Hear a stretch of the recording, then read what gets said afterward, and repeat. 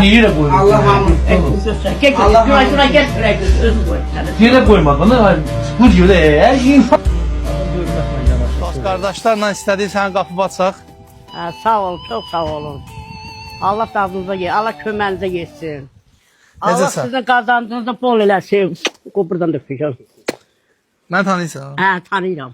Tanıyıram sən. Sən çox Adımız nə oldu? Ağca. Ağca nənə. Bəli. Hər şey yaxşıdır. Hər şey yaxşı. Sən sağlığına yaxşıdır.